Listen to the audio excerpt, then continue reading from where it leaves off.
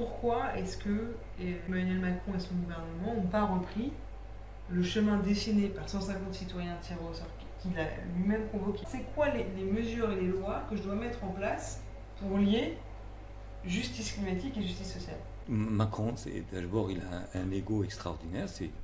Et puis, en plus, il a une logique, c'est qu'il doit obéir aux multinationales. Et Jadot, s'il serait au gouvernement, il ferait pareil. C'est ça qu'il faut bien comprendre. Il ne faut pas se baser sur les personnes. C'est un système c'est une mécanique obligée. Parce que s'il ne fait pas, il saute. La preuve, celui qui a essayé de réformer, le dernier qui a essayé de réformer quelque chose, au niveau social, ben c'est Allende.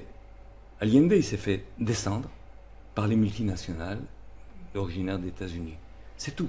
Je veux dire, c'est une logique. Je veux dire, si on ne reprend pas les choses à la base et qu'on ne construit pas à la base, on est vite descendu au niveau des sommités, quoi. Oui, si tu n'as pas de mouvement social fort. Ah ben oui, voilà. Oui, mais voilà. C'est pour ça que c'est pas c'est la politique toute seule ou les mouvements sociaux tout seuls. Je pense qu'il y a un moment où c'est les deux ensemble. Oui, mais c'est ça le problème, c'est que là, il y a toujours une contradiction entre les deux, parce qu'il y en a un qui désamorce l'autre. C'est-à-dire que lorsque, justement, c'est ça la contradiction des Verts, ça a été ça. Les Verts, comme Podemos ou comme Ada Colau, finalement, votez pour moi, moi je vais faire le travail. Et les gens confient en ces personnes. Donc ils se mettent en retrait, puisque les autres font le boulot pour moi. Pourquoi je vais travailler moi? Hop. C'est ça le problème, c'est que c'est un problème psychologique important, quoi, tu vois. On ne peut pas laisser faire les choses pour nous aux autres. C'est nous qui devons les assumer et les faire jusqu'au bout. Ça, je pense que c'est important.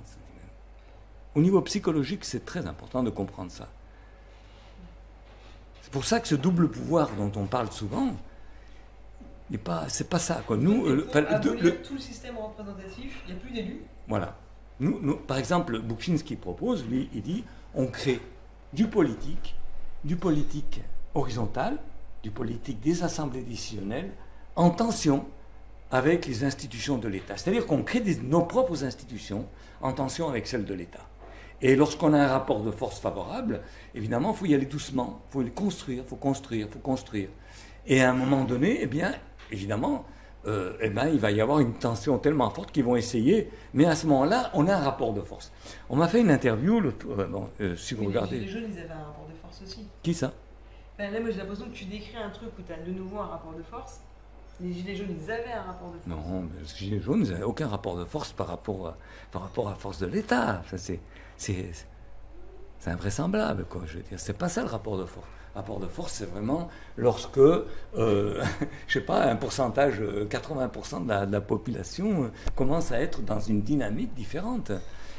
Ou même peut-être moins, peut-être moins. Mais c'est ce qui s'est passé, en Espagne, c'est ce qui s'est passé à plusieurs endroits, parce que justement, mais un jour justement, on me fait une question qu'il me posait dans une interview, on me dit ouais, mais justement à propos de ça, on devrait avoir des armes quand même pour se défendre. Je dis attends, je reprends Abdullah Öcalan, qui est le leader des Kurdes, qui lui est dans une guerre, enfin, il est en prison depuis plus de 30 ans, et lui ce qu'il dit, mais les armes, c'est la dernière chose.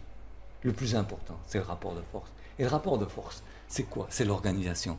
C'est être capable de s'organiser. Parce que si on est capable de s'organiser, les armes, c'est rien. Ça vient après.